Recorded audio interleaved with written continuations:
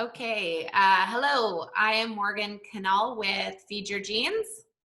And I'm Dr. Penny Kendall-Reed with GeneRx.ca. So today, Dr. Penny, I want to talk to you about exercise. Um, I'm rarely comfortable recommending an exercise style to someone who I haven't seen their genetics. I think we all have that friend, or we know someone who is doing high intensity workouts or working out a lot, but they look inflamed. And in some cases, they might even be gaining weight. Can you explain this a little bit for us? Really good question. Just because we can run fast doesn't mean we're supposed to sprint. Or just because we can lift heavy weights doesn't mean it's good for us.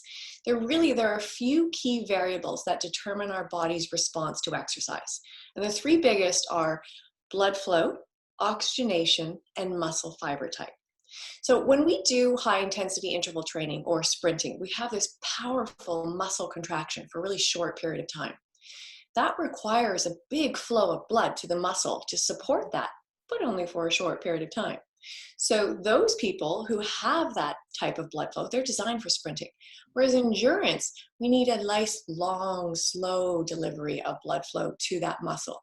Similarly with oxygenation, to sprint or to do HIIT workouts, we need our bronchi to really dilate at a whole bunch of them at once to get that flow of oxygen through there.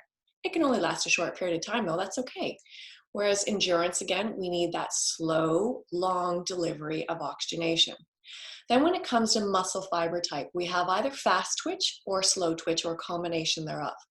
Fast twitch is the sprinting fiber, and it's because it's actually thicker.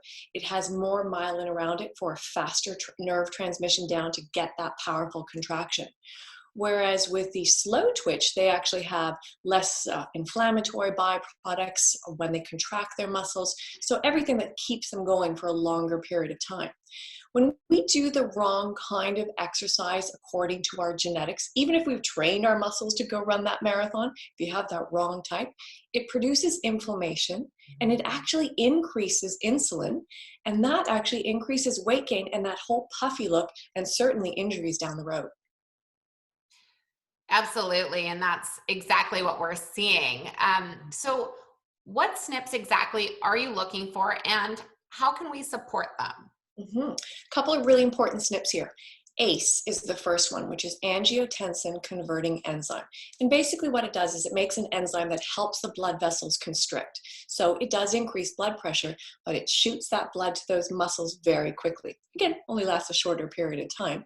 But the ACE gene, the variant, they don't produce a lot of that enzyme. So rather than tightening up the blood flow and pushing it across, it dilates out and it's that nice slow delivery. ACE variants, they're designed for endurance.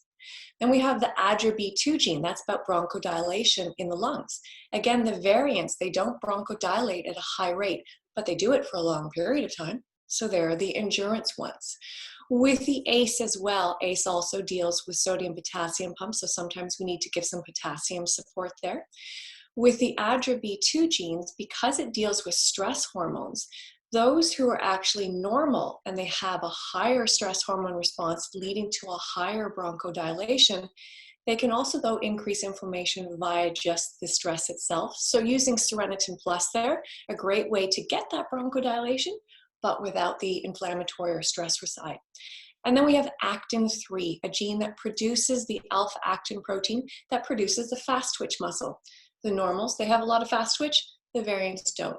Glutamine is also a really great amino acid that we can use to support muscle health, depending on which exercise you're doing. That's amazing. I mean, for me personally, I had to add in potassium and Cernitin Plus for not only exercise, but having said that, I noticed a really big difference, and I was grateful to get to my specific type of exercise, which is definitely what works best for my body. Um, so, what do you think the biggest misconception is in exercise that genetics has now disproven? My biggest thing that I always hear is I need to eat before my workout. I need to eat Yeah. after my workout, particularly the after the workout.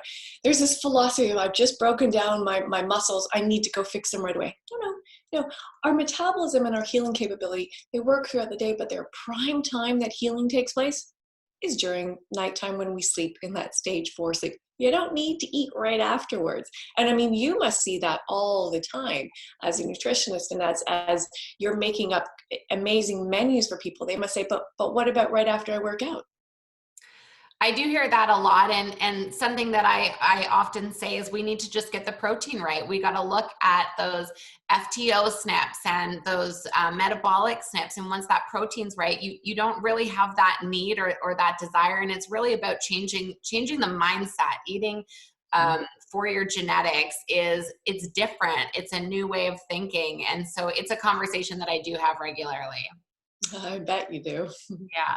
So, okay. Well, thank you, Dr. Penny, for talking with us today. You and I are going to be back soon with some more quick conversations to give little bits of information where we can, and we will talk to you soon. Look forward to it. Thank you. Thank you.